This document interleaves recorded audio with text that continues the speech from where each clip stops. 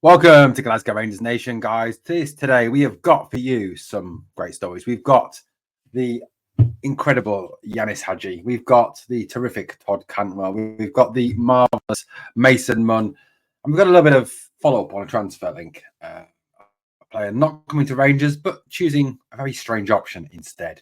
Hang on for that. That is coming near the end of the video. Well, we're going to start with a little bit of Euro 2024 news, talking about obviously our player Ianis Hagi. But before we talk about Ianis Hagi, just one thing I want to mention. I want to say here and now on this channel, what a massive congratulations to Georgia last night. I thought, I don't know what you thought. If you don't know if you watched the game, but I thought Georgia were absolutely fantastic last night. They showed heart, they showed spirit, they showed passion, they showed fight, they showed battle, skill, organization, as my dog enters the room, talent, and just all-round brilliance last night. I was so impressed with Georgia last night. I just hope that, when the new season comes, that Rangers show the same heart, the same fight, the same passion that Georgia showed last night. And what a player Georgia's Mikataudze is. You know what? Linked with Rangers last summer. Guys, seriously, if we could afford him, get back in there, get him top scorer in Euro 2024, top player. Let's have a look at some of those Georgians. They look good. They look very, very good. But respect to Georgia, massive respect to them. And I'm going to say something. They're playing against Spain in the round of 16. I will be supporting Georgia in that round of 16. Well, let's talk of another Euro 2024 story. Let's talk of our very own Mr. Ianis Hagi. Ianis Hagi actually started for Romania against in their final Euro 2024 game today in a draw. He did very well. He played very well indeed, and was one of the stars of the game for Romania. He played on the right, but he was given himself a freedom to kind of roam and go where he wanted in Romania's 1-1 draw with Slovakia. And many people felt he was actually really genuinely unlucky to be taken off. He's scoring a 4.3 out of 5 with SofaScore. Played exceptionally well on the right in a midfield of Marin, Stancu and Coman. I actually think Romania are quite a decent team at these European Championships. And they were very unlucky, in my opinion, against Belgium the other day.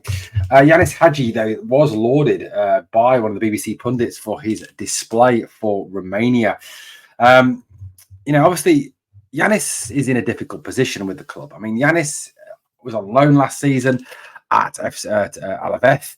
Now that came on the back of the fact that that he was obviously forced out of the club by Michael Beale. I think we all know why Ianis was taken out of the club. He was taken out of the club because of his comments. Because he said he wanted to play. He was frustrated his lack of playing time. I've got no problem with that. I've got no problem with Ianis saying that he was frustrated with his lack of playing time, frustrated with the way he was being treated by the club. And I think there's a lot of people who are very frustrated with Michael Beale and his complete inability to manage players. Obviously, then Ianis was sent out on loan and obviously spent the season at Alaves. Had a very mixed spell with Alaves. I mean, he was brilliant against Real Madrid by all accounts. And then some other weaker games, though. But, Ianis, for me, is a quality player. He's a top quality player. And I think it's a difficult situation, really. I obviously hope that Ianis has a brilliant Euro 2024 and does very well for Romania. Of course I do, because at the end of the day, if it is that we sell him, that he has a great tournament, then it's going to up his value, isn't it? It's not the amount of money we get for him. Now, it seems that he will be moving away. That's what his agents seemingly are saying through the indications he gave before Euro 2024. He talked about it's down to the hand of his agents now. But, he sent Philippe Clement a real reminder today of the class that this guy has got, the ability this guy has got, the talent this guy has got. He is a top player. Ianis really impressed today and did exceptionally well. Yes, obviously it wasn't against a top European side. I understand that.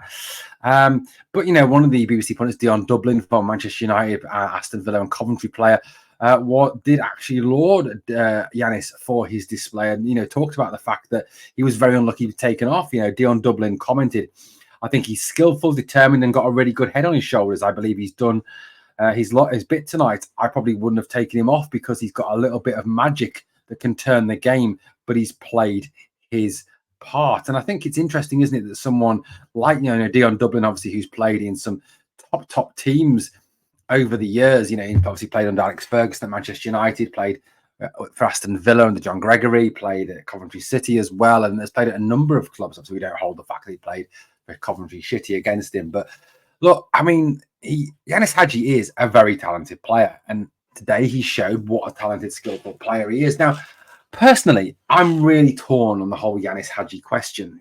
What do we do with Ianis Hagi? Do we just sell him? Perhaps hope to get 6-7 million for him, reinvest that 6-7 million, in the squad in buying players, or do we, hope that he comes back from Euro 2024? Philippe Clement runs his eye over him, sees that perhaps I could actually use this lad.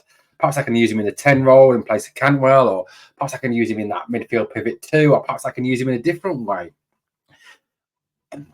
The one problem, the one issue I've kind of got is that Ianis doesn't really fit the mold of a Philippe Clement player. If you look at the type of players that Clement is going for, they're big, strong, quick, speedy, direct players, aren't they? And Ianis really isn't speedy and quick, and he's not really particularly big, but he is a very clever player. His passing range is excellent. His intuitive knowledge of the game is very good. His ability to play a killer ball is very good. And you know what? Personally, really split on Ianis. Really split on Ianis. I think he's a very good player. Don't get me wrong. I mean, I do feel for him. I really do feel for him, because at the end of the day, when your name is Hagi and you're following Georgie Hagi, who is one of the greatest players of all time, it is tricky. The same way I felt, obviously, for Jordi Cruyff, who was following in the footsteps of his father, Johan Cruyff, who was one of the greatest footballers of all time. I think I'd rate him as my fourth greatest footballer of all time after Messi, Maradona, and Pele.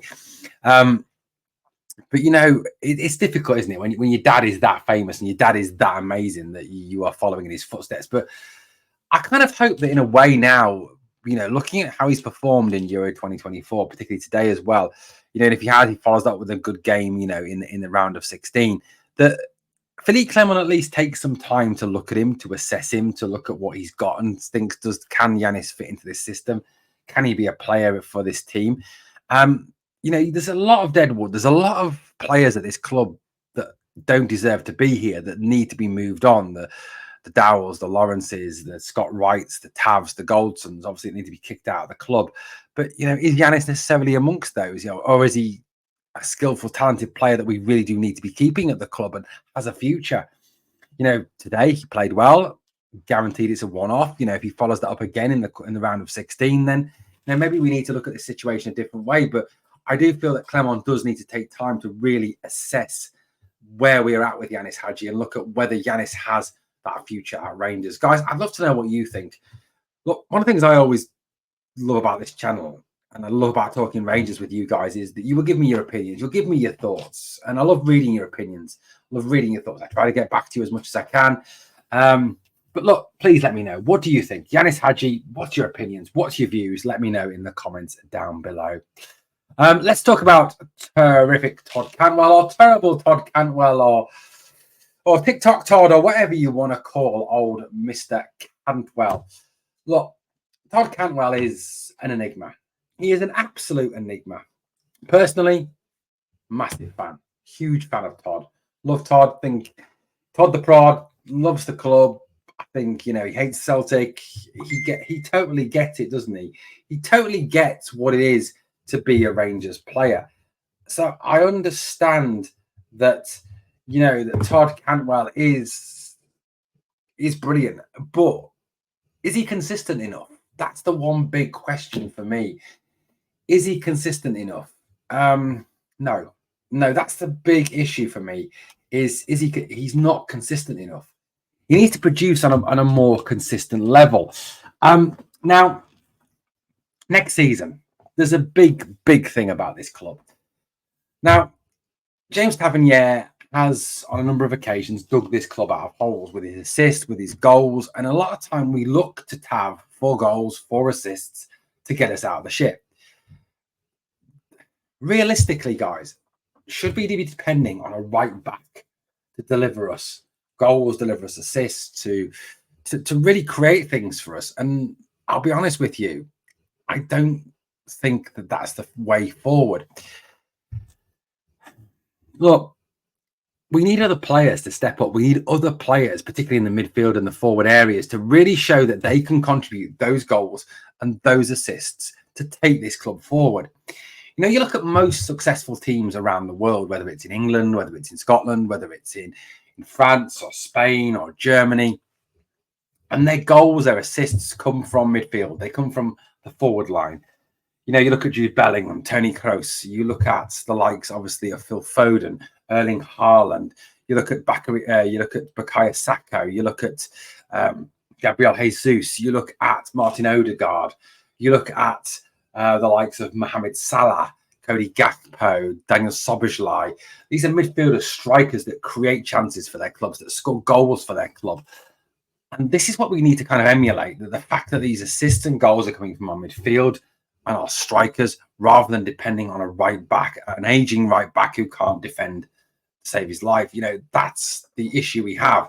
Now, for me, Todd Cantwell needs to really step up. He needs to take it to the next level. He needs to contribute more goals, more assists, if he's going to show that he is a player worth staying at the club. If he's a player that has a future as a Rangers player. I mean, look, personally speaking, I think Todd last season had his problems. Obviously, he missed games from injury. You know, there's injuries that he sustained, obviously, post St Johnstone, when he got the crap kicked out of him by those hammer throwers.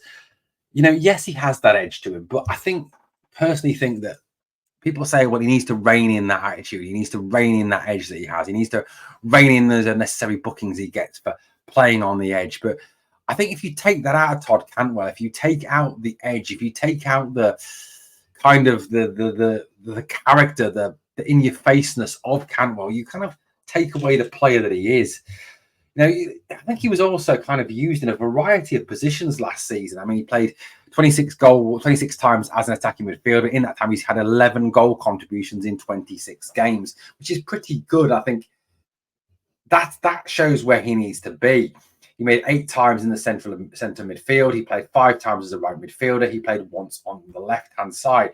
So, you know, realistically, he was actually played out of position 14 times last season.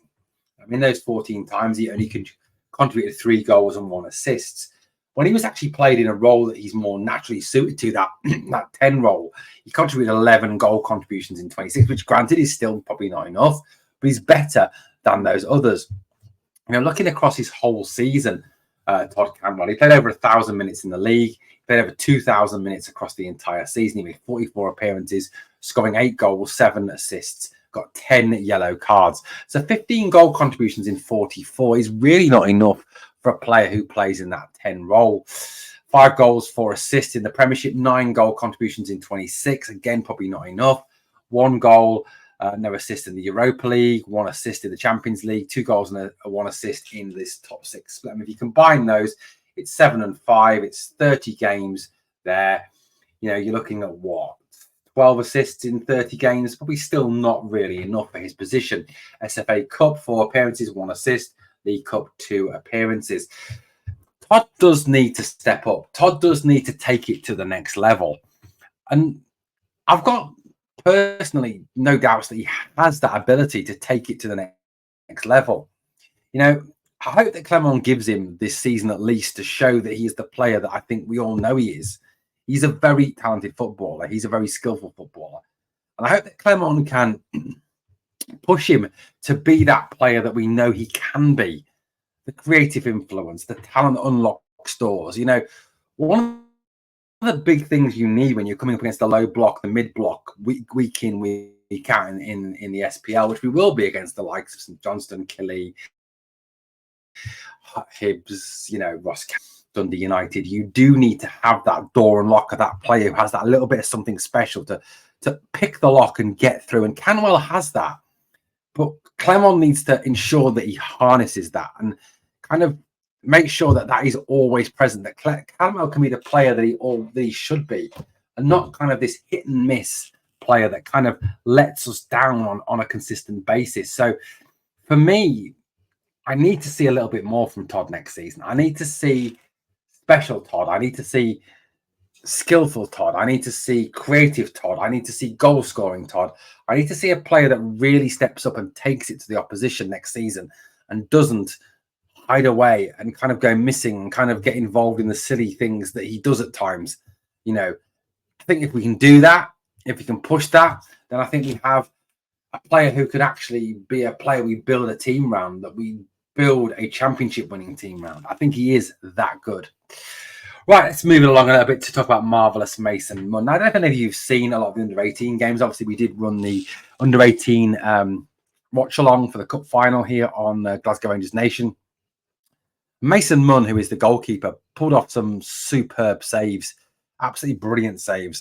He was fantastic. Now, Mason Munn is a top player. He is a really good goalkeeper. You know, he is very talented, and I'm exceptionally impressed with what he brings to the party. He really is a top player.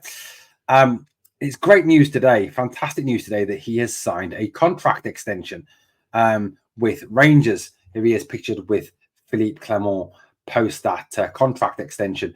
Now, this is good news for Rangers, considering that he was actually linked with a number of Premier League clubs. A number of Premier League clubs were interested in Mason Munn. He has signed a contract extension until May 2028, so a 4-year contract extension, which is great news on two fronts. I think number one, Munn is a goalkeeper that realistically could go on to be a starting goalkeeper for Rangers. He really is that good. You know, go back and watch that cup final if you haven't, and look at some of the saves he pulls off. He is a top talent, this Northern Ireland international. Also, the fact that, you know, that he is a player that clubs are interested in, and again, a trading model fit. You know, he could be a player that we actually could recoup for a lot of money in the future. So look, I'm really pleased with this. I think Mason Munn, this extension to his deal is excellent news for the club. This is a top young goalkeeper. And, you know, given the fact that I think that Jack Butland isn't going to be here forever, Liam Kelly, who will be his backup next season, is a decent keeper, but not top class. Robbie McCrory's likely to move on. Kieran Wright is good, but not brilliant. I genuinely think that Mason Munn has the potential to go on to be a Rangers number one. This is a guy who, you know, has really excelled through the age groups, and there's someone who is very highly rated. So genuinely think that, you know, that this young lad is someone that, you know, a couple of years down the line or any other season down the line could be someone in line to become Rangers number one. He is genuinely that good. So this is fabulous news for Rangers that Munn has signed this extension until 2028. Okay, final story of this video. Now, you remember that Rangers were linked with a move for out-of-contract West Ham player Ben Johnson. No, not the one that took the drugs and won the Olympic 100 meters final ahead of Carl Lewis in those Olympics. No, not him, but Ben Johnson, the right back for West Ham. Now, he has made a decision. He has joined a EPL club. It was revealed today that Johnson has joined newly promoted Ipswich Town. Now, huge respect to Kieran McKenna and Ipswich Town. You know, they've come up from League One, you know, finished second in the Championship last season, beat off the likes of Leeds United, West Bromwich Albion,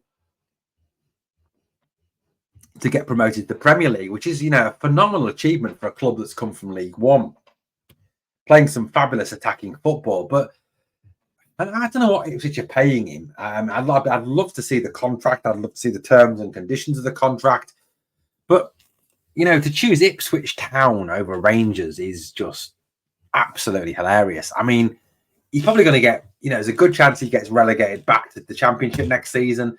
You know, Ipswich's style, I don't think will flourish in the Premier League. Premier League is a different level. I mean, it really is a level above anything. You know, the Championship to the Premier League is a huge,